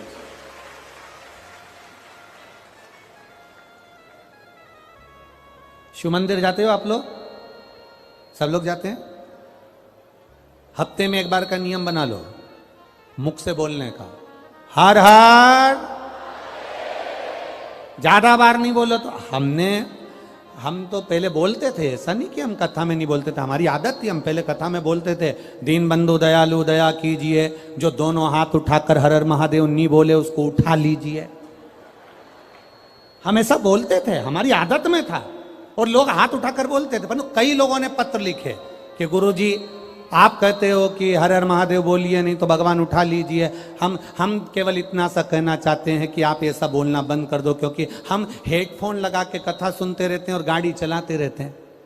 अब हम 2 व्हीलर गाड़ी चला रहे हैं और तुमने कह दिया दोनों हाथ उठाकर जो हर हर महादेव नहीं बोले तुम उसे उठा लीजिए। अब हमको गाड़ी खड़ी करना पड़ती है, फिर चिल्ला के बोलना पड़ता हर हर। तो जितने लोग खड़े रहते हैं वो हमको ही देखते रहते हैं, पागल हो गया है। इसलिए महाराज जी निवेदन है कि तुम ये कथा के बीच में हर हर महादेव बोलना बंद करो। इसलिए हमने तब से थोड़ा सा लोगों के भाव देखकर, बेचारे टू व्हीलर वालों को, क्योंकि वो गाड़ी चला रहा है और फिर वो उसको देखकर, इसलिए थोड़ा बंद। पर आप बोल सकते हो, आपको बोलने की मना नहीं है। पहले नंबर के पंडाल वालों, दोनों हाथ उठाकर, तुम काहे को बोले, धरो नीचे। पहले नंबर वाले जरा अच्छे दम के बोलो, जरा जरा एक बार दोनों हाथ उठाकर। हाँ ठीक है। तीसरे नंबर वालों उठाओ हाथ और बोलो। बहुत बढ़िया। अब तेरा क्या होगा कालिया? तुम बोल लो, दोनों हाथ उठा के। बहुत बढ़िया, जोरदार। अरे लुटा दिया भंडार काशी वाले ने, कर दिया माला माल काशी वाले ने। लुटा दिया भंडार काशी वाले ने, कर दिया माला माल काशी वाले ने। लुटा दिया भंडार काशी वाले ने, कर दिया माला माल काशी वाले ने। लुटा दिया भंडार काशी वाले ने, कर दिया माला माल काशी वाले ने।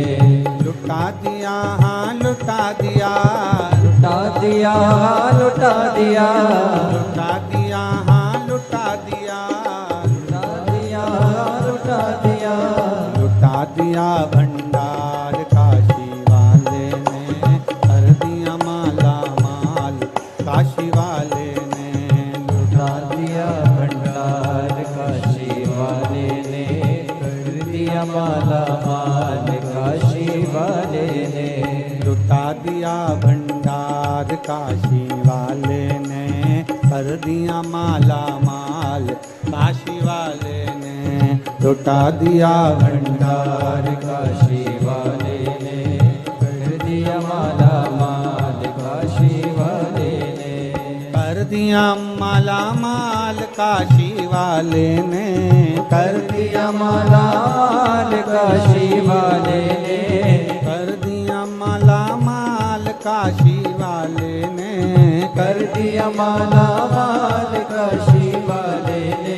अरे लुटा दिया भंडार काशी वाले ने, कर दिया माला माल काशी वाले ने। ओ लुटा दिया भंडार काशी वाले ने, कर दिया माला माल काशी वाले ने। बड़े भाव से दोनों हाथों से ताली सेवा देते हुए।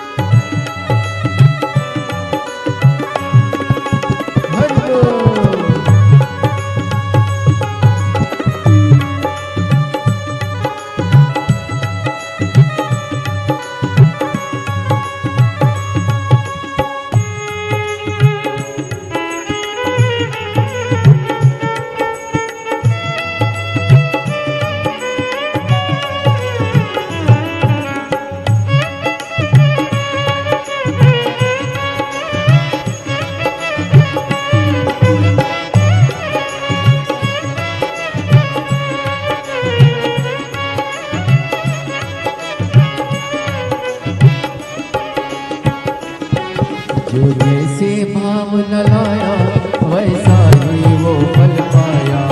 जो जैसे भाव न लाया वैसा ही वो फल पाया।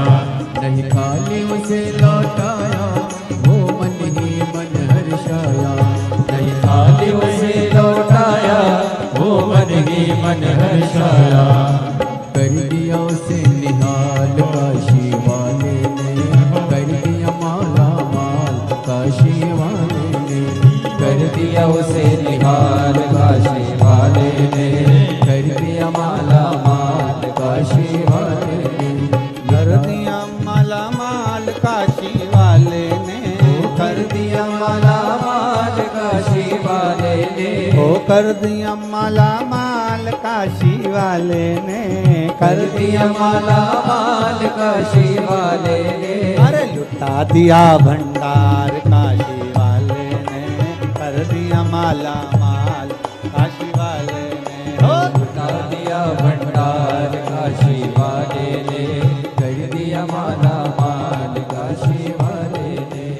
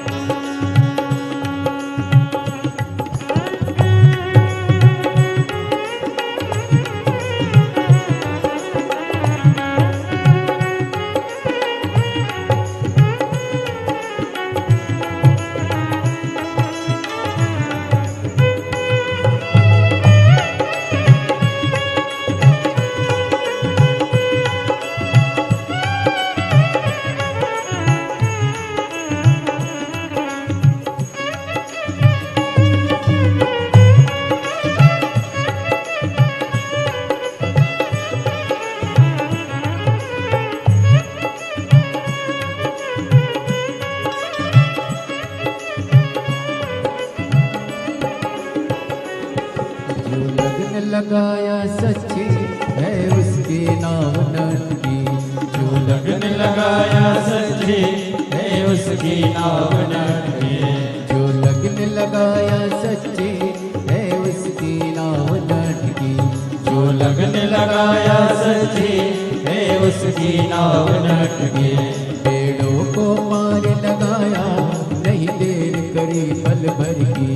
पेड़ों को पार लगाया नहीं देर करे पल भर की। मिटा दिया जंजाल काशी वाले ने, कर दिया माला माल काशी वाले ने। मिटा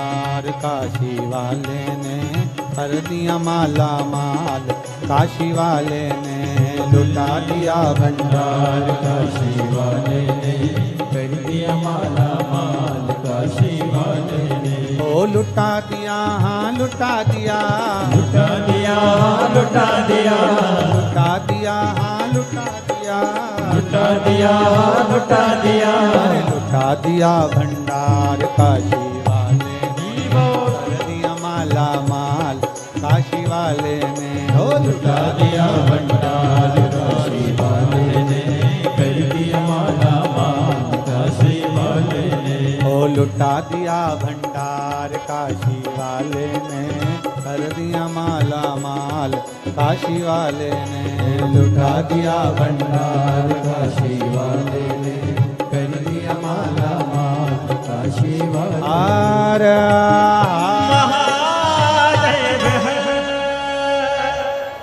अपने स्थान पर बैठकर भगवान देवाधिदेव महादेव से भाव से प्रार्थना करिए। बोल बम का नारा है, जहाँ जगह मिल जाए वहाँ बैठकर भगवान देवाधिदेव महादेव से जितने भी लोग जाली के इधर उधर खड़े हैं उनसे भी कहेंगे, बार बार मौका नहीं मिलेगा, जहाँ जगह मिल जाए वहाँ बैठ जाओ और बैठ के बाबा से प्रार्थना करिए। क्योंकि कथा में, शिव महापुराण में सबसे मूल है, आप बैठकर जब बाबा से कहते हो कि मेरे दुख को काटो, तो बाबा 3 महीने के अंदर आपका दुख बाबा काटता जरूर है। जहाँ जगह मिले वहाँ बैठकर, जो बाहर खड़े हैं दुकानों के सामने रोड पर, जहाँ तुम्हें मौका मिल जाए वहाँ बैठकर 2 क्षण बाबा से हृदय से प्रार्थना करो।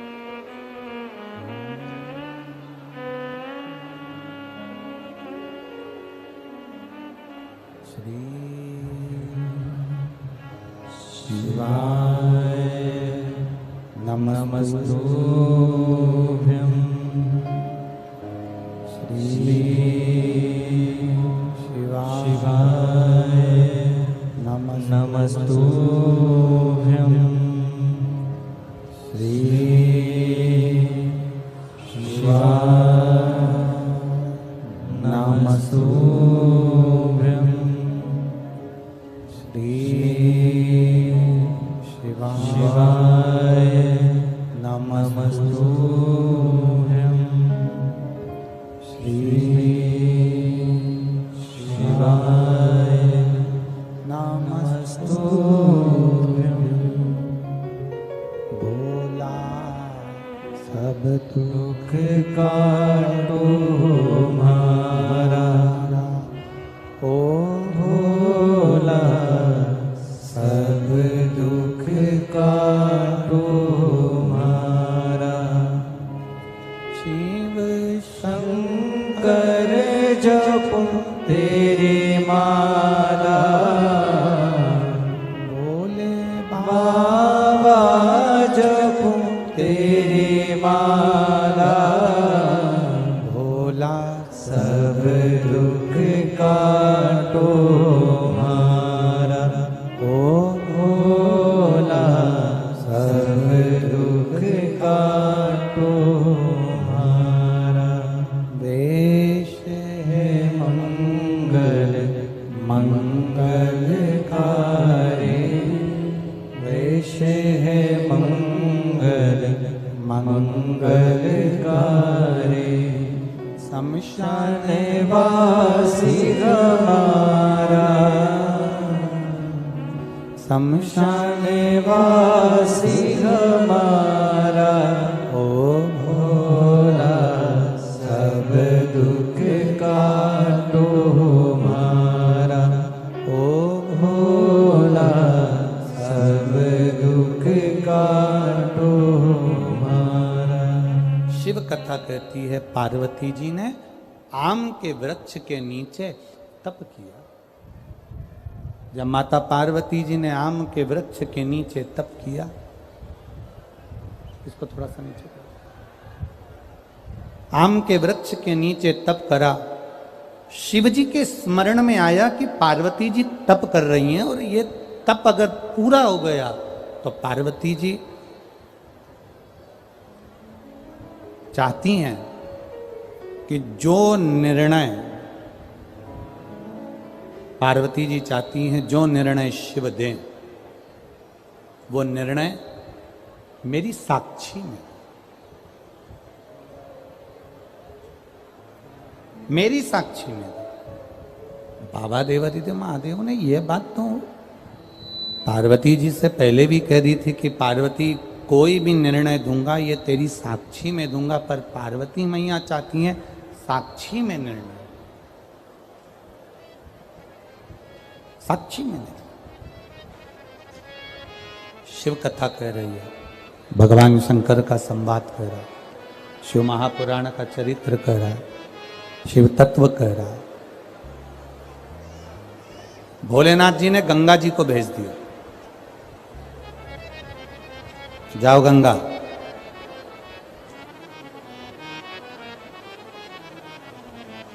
जाकर गंगा जी इतना तेज पानी का वेग लेकर जाना कि पार्वती की तप साधना टूटे।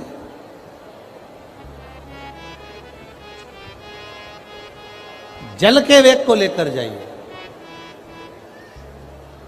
जिससे तप साधना पार्वती जी की टूट गई। शिव जी के मंदिर जाना भी एक तप है, शिवालय में पहुंचकर एक लोटा जल चढ़ाना भी एक तप है। शंकर भगवान के लिए भगवान शिव का श्रृंगार करना भी एक तप है।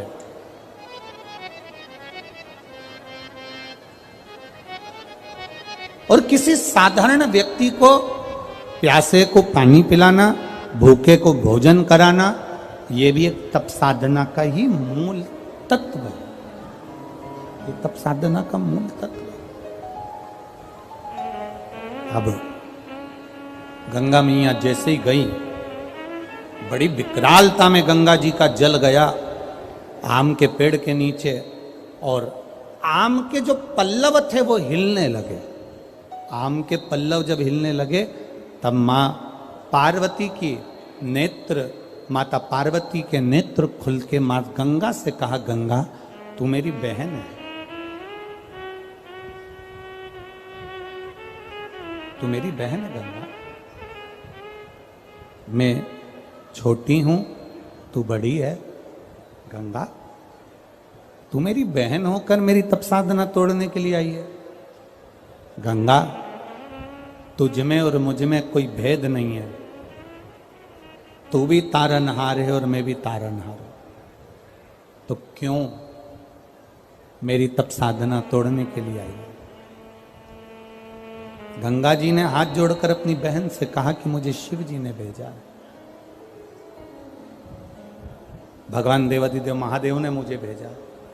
तो गंगा अब तू बता, ऐसा मैं क्या करूं जिससे मैं देवादिदेव महादेव से एक वर प्राप्त कर लूं। तू ऐसा सरल सा साधन बता दे। तो एक इसकी हवा आ रही है, इसको थोड़ा नीचे कर दो। तू एक सरल सा साधन बता दे, थोड़ा सा नीचे कर दो। गंगा जब तुम एक सरल सा साधन बता दोगी तो ये निश्चितता है कि मेरे को शिव की प्राप्ति होगी। आप एक सरल सा साधन बता दी, बिल्कुल सरल सा साधन। और सुन लो दतिया वालों, जितनी भी दतिया में मेरी जिज्जियां बैठी हैं सब सावधानी से सुन लीजिए। और जितने मेरे जीजा बैठे हैं ना, क्या बोलते हैं इधर, लाला जी है, तो बड़े सावधानी से सुनिएगा। और जितने आस्था चैनल पर सुन रहे हैं और जितने फेसबुक यूट्यूब पर सुन रहे हैं, बड़े सावधानी से। पार्वती जी गंगा जी से पूछ रही हैं एक सरल साधना, एक सरल भाव शिव को प्राप्त करने का, एक सरल तरीका गंगा जी ने कह दिया, सबसे सरल तरीका मैं तुम्हें बता रही हूं। मिट्टी लाओ, उसका एक शिवलिंग का निर्माण करो। वो शिवलिंग का निर्माण करोगे और निर्माण करने पर उस शिवलिंग को बनाते समय तुम्हारे हृदय में जो भाव आएगा, देव अधिदेव महादेव तुम्हारी वो मनोकामना उसी क्षण पूरा कर देगा। निर्माण के समय पर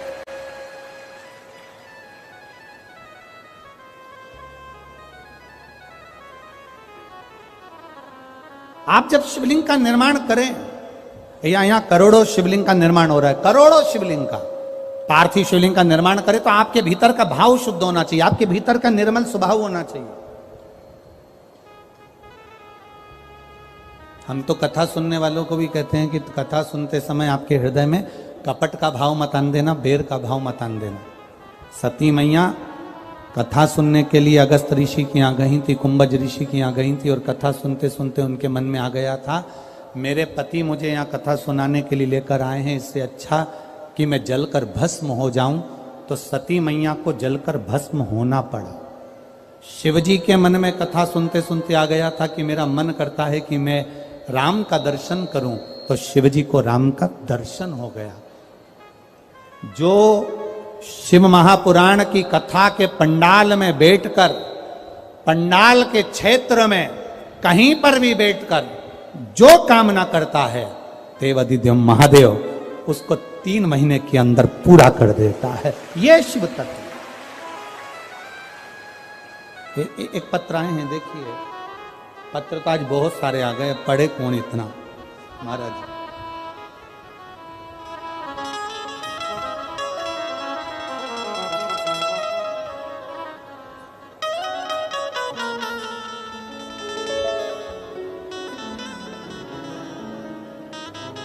मेरा नाम रेणु गुप्ता है, पति का नाम राहुल गुप्ता है।